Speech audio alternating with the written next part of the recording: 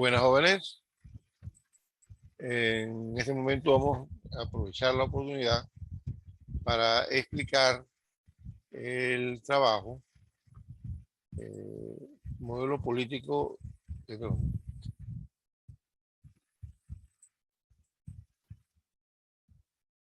el trabajo, desarrollo del Estado Nacional panameño, trasfondo histórico.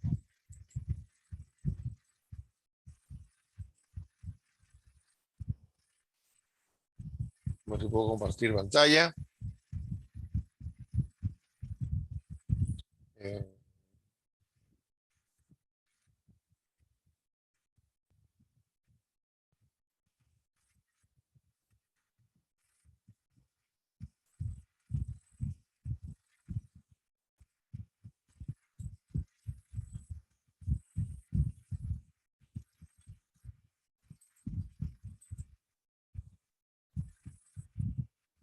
claro, tengo un problema aquí para compartir.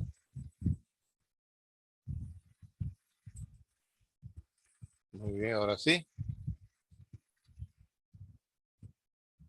¿Cómo estamos?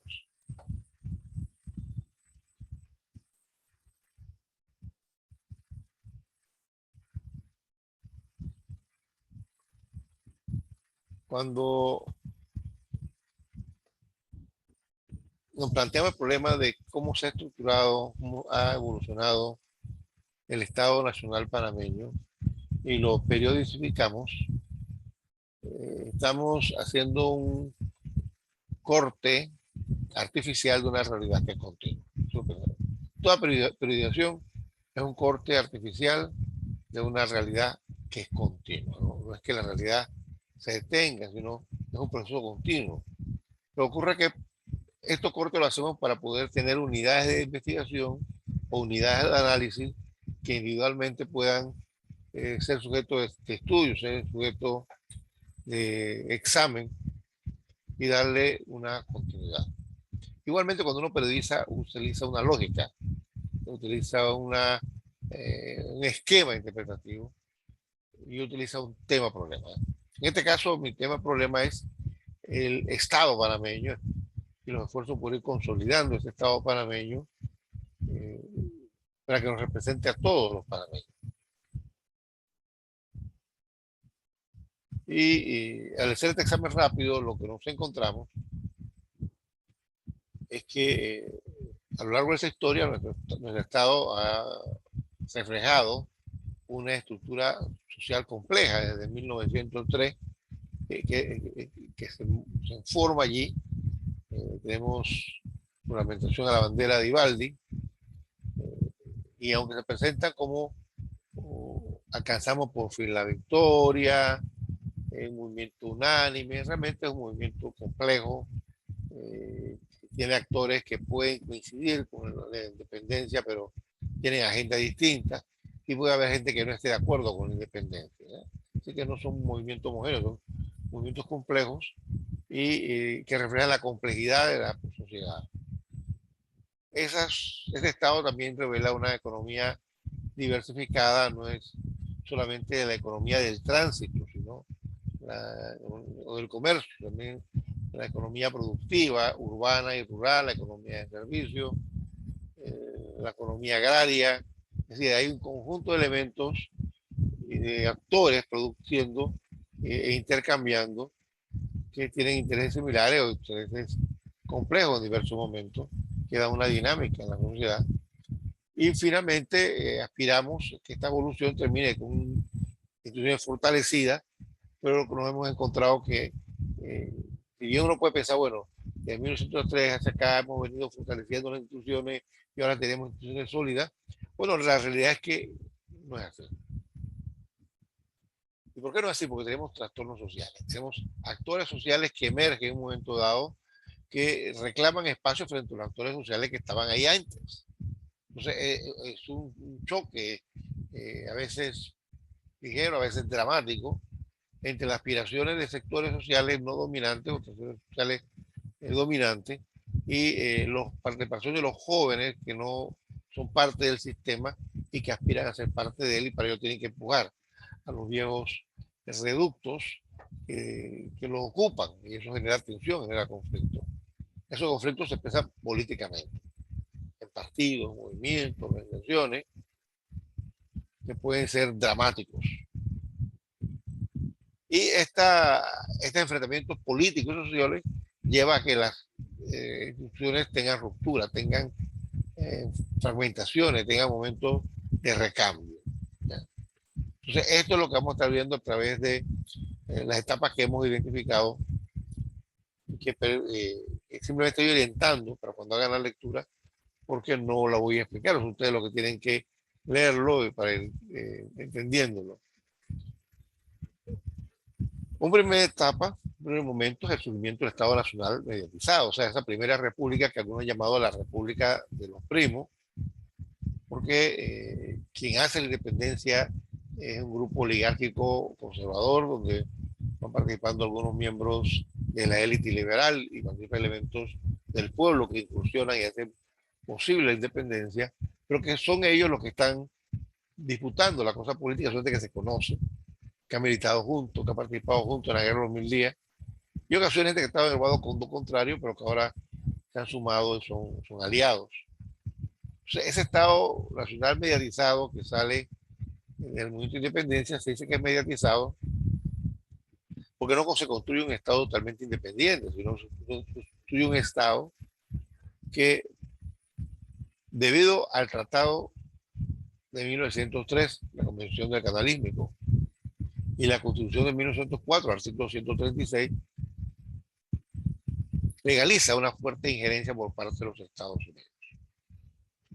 Además, este poder imperial llega aquí con una visión hegemónica, una mentalidad colonial, y nos ve como colonia. Entonces, ellos vienen aquí a domesticar la jungla, a domesticar la naturaleza, a dividir la tierra para construir un canal.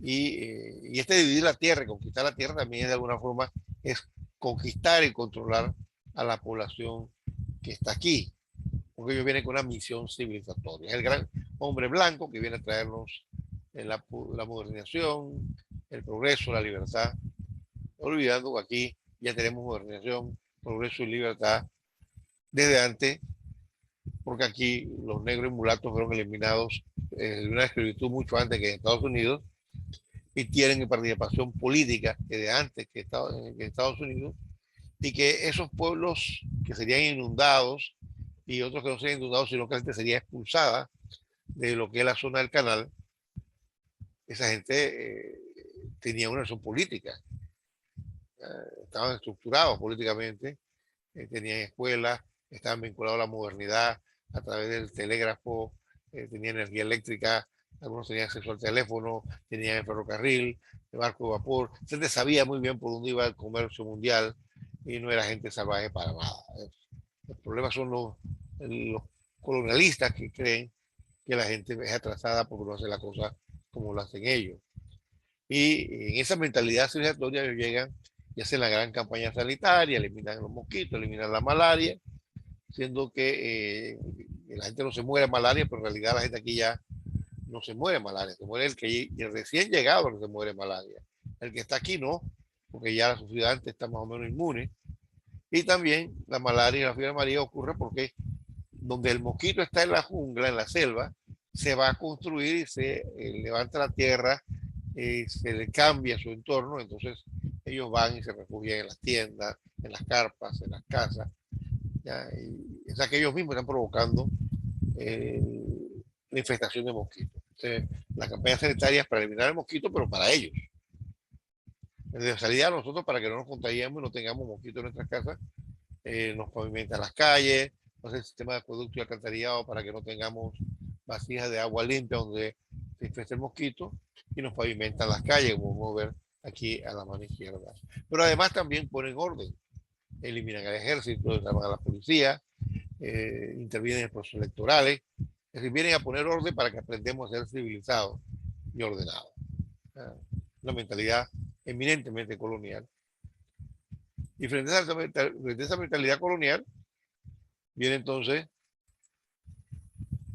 la respuesta. La respuesta es que si bien un grupo era élite, Ricardo Arias, Tomás Arias y otros, no cree en la independencia, está feliz con la militarización y le reconoce a Estados Unidos el derecho a hacer lo que le dé la gana en Panamá, y están esperando que Estados Unidos nos anexe para que tengamos una estrella más en su bandera.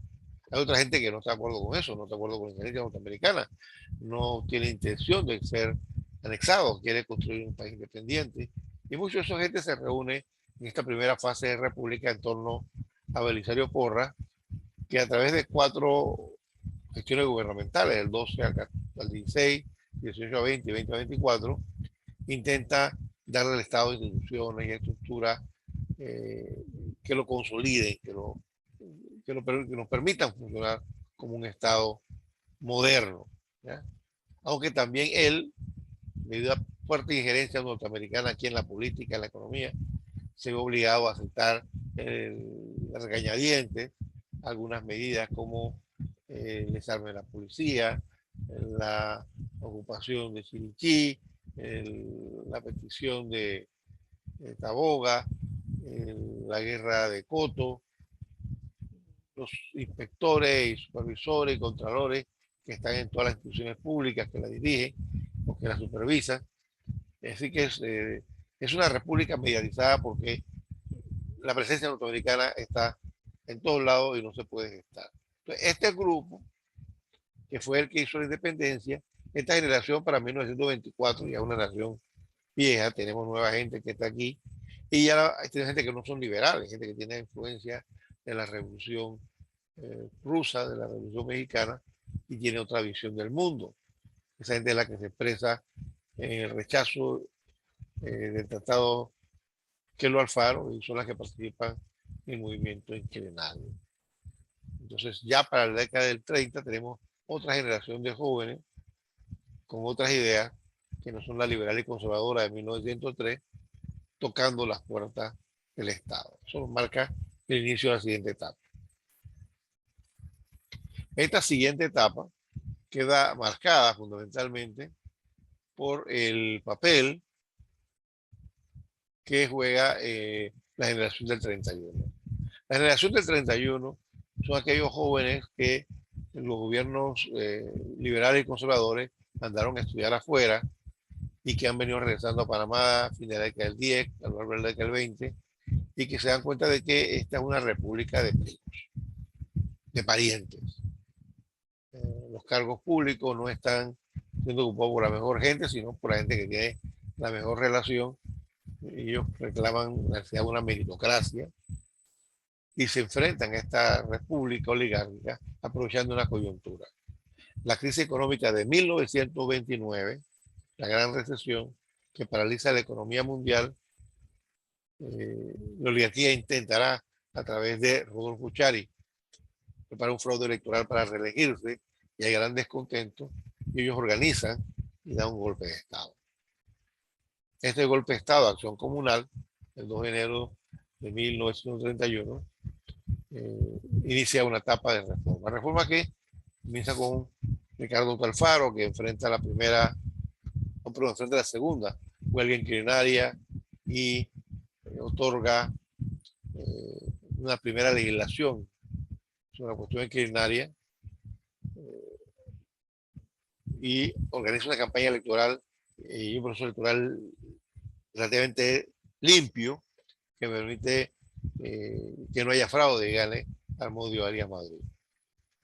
Esta a su vez continúa el proceso de cambio con transformaciones en la educación, fortaleciendo la educación secundaria y creando la Universidad de Panamá, junto con Octavio Méndez Pereira. Intenta promover la producción nacional a través de granjas agrícolas en varios pueblos del interior. Trata de crear barrios obreros, barrios nuevos para que haya construcción, invirtiendo en construcción. También construye o termina de construir lo que es el barrio de Bellavista, el barrio de la Exposición, como un área de residencia de calidad que supera el hacinamiento que hay en el casco antiguo y que claro es para la gente bien. Y más significativo, negocia con Estados Unidos un tratado para eliminar el régimen de protectorado. sacar de la Constitución los artículos 1, 2, 7, que se refieren a la garantía de la independencia, el mantenimiento del orden público, la capacidad de intervenir en el país. Entonces, con ello se trata de eliminar el cuasi protectorado. Claro que al final ya el movimiento termina conservadorizándose, al punto que un conservador, Juan de Montenegro Semena, alguien que está en contra de los movimientos de ideologías obreras, en contra de los derechos de la mujer, es llevado a la presidencia con apoyo de Arnulfo Arias Madrid. Y esta etapa termina justamente en la década del 40, cuando el último presidente de Acción Comunal llega al poder en 1940 a través de un fraude electoral, a través de una campaña violentísima que obliga a Ricardo Alfaro a retirar su candidatura porque no había garantía de seguridad para sus seguidores y gana solo. Y a renglón seguido procede a hacer una constitución nueva que elimina la asamblea, elimina los consejos municipales, reconoce el voto restringido a la mujer, no lo que pedían que era el voto universal, pero comete el pecado de que introduce la prohibición de la inmigración y le niega los derechos de ciudadanía a las personas que, aún nacidos en Panamá, pertenezcan a estas razas de inmigración prohibida. Gente de la India, del Medio Oriente, de China y del Caribe. Esto es un exabrupto, porque uno adquiere la nacionalidad por dos mecanismos básicos, originarios. Primero, que uno nació en el territorio. Si uno nació en el territorio, usted tiene derecho a ser nacional del territorio. O segundo, usted nació fuera del territorio, pero sus padres son ciudadanos del territorio y usted puede pedir que se reconozca la nacionalidad de sus padres. Bueno, aquí se establece esta constitución que no importa que usted haya nacido aquí. No importa que su padre en algún momento dado haya nacido aquí o sea nacionalidad aquí. Si el origen de sus padres es de una raza prohibida, usted pierde la nacionalidad panameña automáticamente. A pesar de que la constitución fue eliminada en el 46, mucha gente tendrá que esperar a la década del 50 con el gobierno de Remón para que le volvieran a restaurar sus derechos ciudadanos que le fueron quitados y negados arbitrariamente por una constitución de corte nacionalista, fascista y racista. Esto hace que se considere que Arnulfo Arias es proclive al fascismo y cuando se desarrolla la Segunda Guerra Mundial, Estados Unidos pide a Panamá que le permita establecer bases militares fuera de la zona del canal, especialmente en Río Hato, y el artillamiento de los barcos bajo bandera panameña. Obviamente los barcos de Panamá son una tontería, eso no tiene un valor estratégico. Lo que pasa es que Panamá en la década del 20 comenzó a abanderar la flota mercante internacional y había barcos bajo bandera panameña, barcos grandes mercantes en Estados Unidos, en Europa, en el Medio Oriente, y son esos barcos los que se quieren artillar, considerando a Panamá aliado de Estados Unidos en el esfuerzo bélico. Y Arnulfo Arias se resiste, así que se le da un golpe de Estado y el nuevo presidente pues, firma un convenio de base que permite el activamiento de los barcos de bandera panameña, permite que se establezca la base de Río Hato y otros 130 sitios de defensa por todo el país, en ambas costas y de extremo a extremo. Y Panamá queda militarizada. Aquí tenemos una foto de un jeep, un desfile militar de un batallón que acaba de llegar a Panamá. Y también las leyes que regulan el país quedan militarizadas. Y de noche no se pueden tener luces encendidas, las luces de los autos y taxis se poner un blackout para que no haya luz de noche, usar luz de neón en los bares y estas son las soldadescas que está preparándose para ir a la guerra a Europa y luego a la guerra en Asia, encontrarán en Panamá un espacio de entretención y diversión antes de irse a la guerra. Y eso crea una economía vinculada a la guerra. Entonces Panamá sufre la prosperidad y experimenta la prosperidad, pero también sufre y experimenta la ocupación territorial en este periodo. El Grupo Acción Comunal ha sido desplazado, son los liberales los que han vuelto al poder, y este régimen entra en un conflicto terrible que se resuelve con la elección del 48, se resuelve con el rechazo del convenio Filo-Jaén en 1947, un hecho extraordinario, donde nuevas fuerzas sociales que no están vinculadas ni a la oligarquía ni a Acción Comunal irrumpen. Las educadoras en torno al Magisterio Panameño Unido, los trabajadores vinculados al Partido del Pueblo que pertenecen al Sindicato General de Trabajadores de la República de Panamá, los estudiantes de secundaria que se organizan en la FEP, los estudiantes de la universidad que se organizan en torno a la Unión de Estudiantes Universitarios, que coinciden en el rechazo a este tratado, que es una impugnación al imperialismo, a la oligarquía y al anarquismo.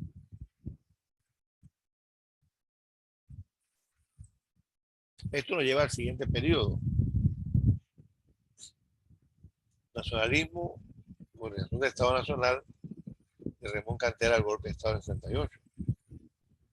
Ramón Cantera había venido siendo una figura importante en la profesionalización de la Guardia Nacional o de la policía. Él, en 1949 apoyó un recuento de votos para que Arnulfo Arias se declarara ganador de las elecciones del 48. Y 2 años más tarde, cuando Arnulfo Arias pretende eliminar la Constitución del 46 y regresar al 41, le da un golpe de Estado.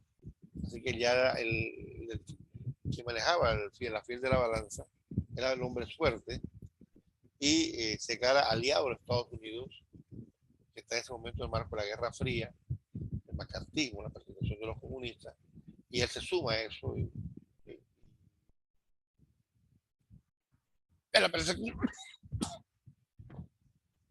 persecución de comunistas, socialistas, dirigentes sindicales, dirigentes obreros, dirigentes educadores, votar educadores y gente de los puestos públicos que estaban vinculados, eran sospechosos de ser comunistas, socialistas, lo que sea,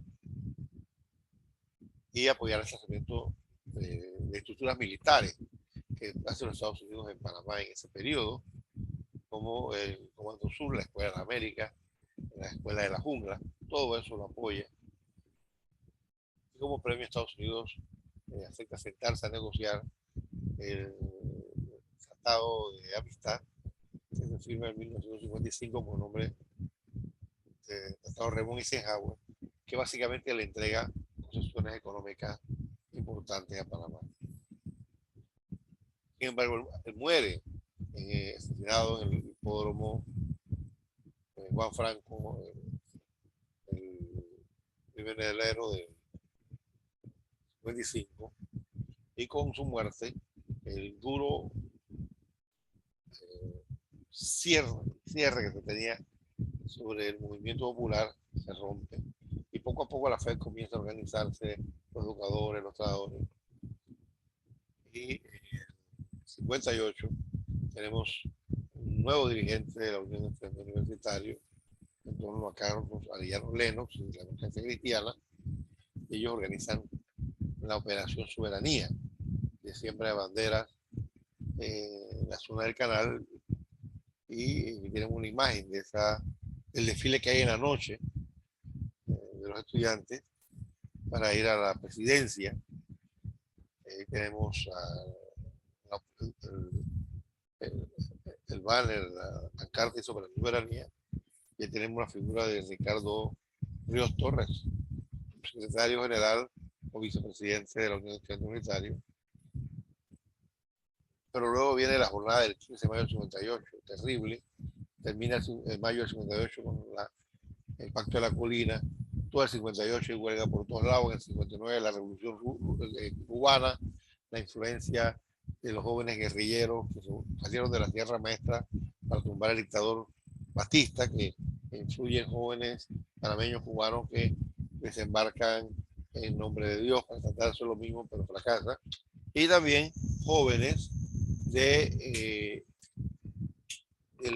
estudiante de la escuela normal que hacen lo mismo en Veragua e intentan entrar en Cerro Tute.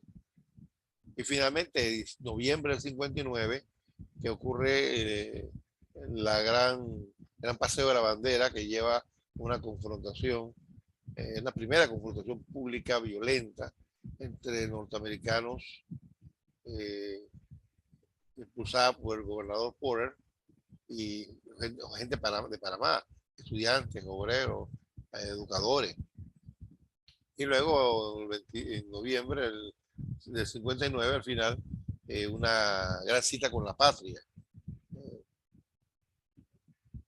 Esta acumulación reflejaba también la ruptura del bloque remunista del Gran Frente que había armado, se resquebraja, los liberales son los que ascienden al poder y entramos a la década 60 con mucha fragmentación de fuerza. Los remunistas, los liberales, los anufistas, los demócratas cristianos, la política se divide mucho y las elecciones son terriblemente violentas, corruptas, clientelistas. El modelo político entra en crisis y esa crisis queda evidenciada en los incidentes de la jornada de enero de 64 y luego el rechazo al Tratado 3 en 1 y la masacre que lleva a la rebelión de Colón en el 66. Todo este conjunto de fuerzas hace que la elección del 68, perdón, sea muy violenta, al punto que la oligarquía no puede ponerse de acuerdo, son los militares porque tienen que ponerse de acuerdo para decidir quién va a ser presidente, negocian con Arnulfo Arias y luego se produce el golpe de Estado del 68 con una salida a la crisis. O sea, ahí tenemos que este periodo de la década 50 y 60 queda definido de alguna forma por la fractura del gobierno oligárquico, la imposición o el intento de imponer a las Fuerzas Armadas, a la policía, como el árbitro de la política, y el crecimiento de un nacionalismo radicalizado, frente al cual la oligarquía liberal va perdiendo cada vez mayor capacidad de maniobra.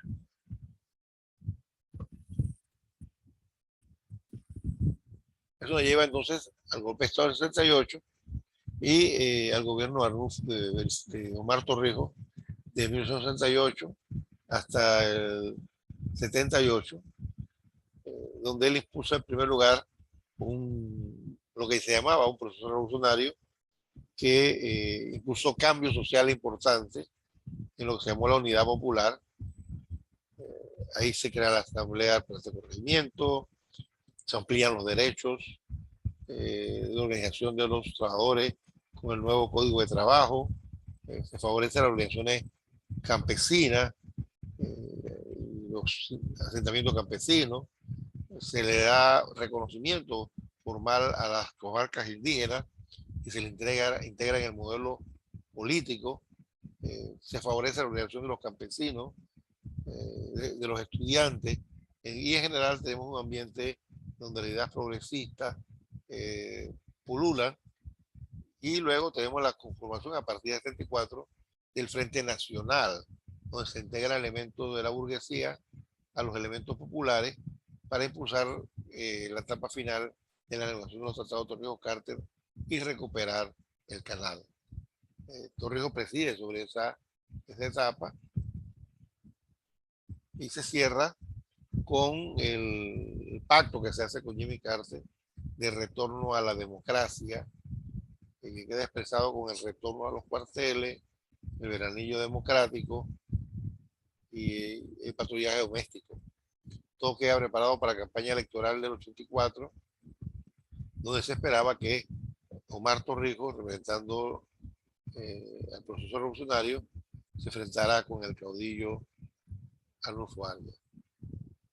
La muerte de Omar Torrijos queda expresado en ese féretro con su sombrero y su morral, su trinchera, porque el cuerpo nunca apareció, una forma que el pueblo le dijo adiós al líder. Eso deja espacio para que surja un nuevo, una lucha en la Guardia Nacional por ver quién queda de dirigente. Primero surge un general, o coronel Rubén Darío Paredes, que declara que la Constitución del 72 ha quedado eliminado desde ya y propone una nueva constitución a través de una serie de reformas que crea el modelo político que prácticamente existe el día de hoy.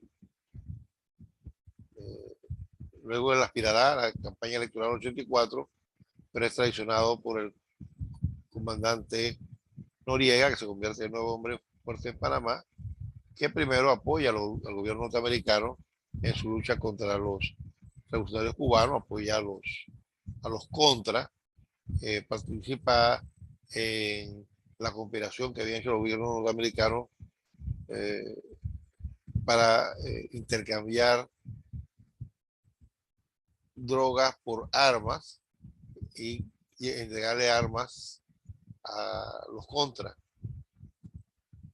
Igualmente impide la tradición democrática al impedir el triunfo de Arnulfo Arias en el 84. Luego sacaría al lugar de gobernarse la presidencia Arturo del Valle, y eso nos lleva a una elección del 89 que fracasa, con la cual la tradición democrática queda clausurada, la confrontación con la oligarquía queda abierta con la expresión de la cruzada civilista, y finalmente eso nos lleva a la invasión. Y con la invasión se cierra la segunda etapa del proceso de gobierno militar en Panamá, y pasamos a la última etapa, en la cual yo trato de ensayo hasta 2004, pero donde al final yo acabo haciendo algunas denuncias de hacia dónde iba el modelo, y yo creo que esas denuncias quedan evidenciadas. Cuando la democracia se restituye es con la juramentación del triunvirato. Endara, Ford y Arias Calderón en una base militar norteamericana, y ellos automáticamente comienzan a negociar con los norteamericanos para que puedan seguir manteniendo algún tipo de presencia militar, control económico, control político sobre Panamá. Se embarcan en la política neoliberal, que es la de la liberalización del comercio, la de la liberalización del trabajo, lo cual significa eliminar las garantías que venían existiendo sobre el código de trabajo, las privatizaciones, y el cumplir con la agenda,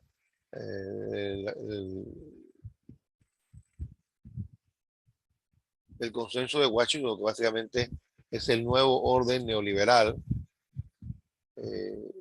y la globalización liberal que se va a impulsar luego de la caída del bloque soviético, y es donde la política va en la década del 90. Al amparo de esto, el país primero pasa por un difícil momento económico, pero luego poco a poco se va restaurando al punto de que se logra lanzar el gran proyecto de la ampliación del canal, que es el gran dinamizador de la economía panameña y que favorece que por un periodo de unos 10 años la economía panameña crezca a niveles enormes, que están sirviendo más de 5.000 millones de dólares en la economía, y eso tiene un efecto extraordinario. Además, se libera el comercio, se permite que se creen monopolios y oligopolios sobre actividad económica clásica, se conspira contra la producción nacional para favorecer al capital importador, y el resultado de esto es un gran crecimiento económico y un acelerado crecimiento de un grupo de individuos, un grupo de personas, un grupo de familias, pero también crea una enorme desigualdad en la distribución de la riqueza. Esto nos lleva este periodo comienza en el 90, en los últimos 20 años, vaya teniendo una gran continuidad independientemente de quién sea el presidente de la República. Es decir, el discurso es neoliberalismo, globalización, libre comercio, ¿ya? No se reconocen los derechos de los trabajadores, se impide que los estudiantes se puedan organizar en las escuelas secundarias, se restringe, se dificulta la organización de sindicatos eh, y hace que algunos sindicatos desaparezcan realmente. Los discursos populistas, socialistas, son discriminados porque la idea es que el modelo de libre comercio funciona y ese modelo nos hará ricos y nos está haciendo ricos. Y claro, no puede preguntarse a quién. Después de 3 décadas durante este régimen que no reconoce los derechos de trabajo, le quita estabilidad laboral, se va haciendo más lento en el generamiento de puestos de trabajo formales y desarrolla la economía informal, algo que yo denunciaba en el modelo 2004. Eso hace una profunda pauperización de los mecanismos de trabajo y de sobrevivencia de la gente que pasa de aspirar a tener un trabajo firme a ver cómo sobrevive por cuenta propia, a través de ser emprendedor, empresario por cuenta propia, lo cual es una forma muy elegante de decir que tiene que ver cómo sobrevive. Ese modelo que ha venido dominándose por 3 décadas, finalmente en estos momentos se encuentra impugnado por la movilización de los sectores obreros, campesinos, indígenas y profesionales. Pues, independientemente del baluarte de presidente que tenemos colocado abajo, todos ellos han seguido la misma línea. La pregunta es, en este momento, ¿qué hacemos y a dónde vamos? ¿Hacia dónde va el Estado? Y seguirá representando a esta oligarquía corrupta y cleptocrática, o la posibilidad de construir un camino nuevo. Muchas gracias.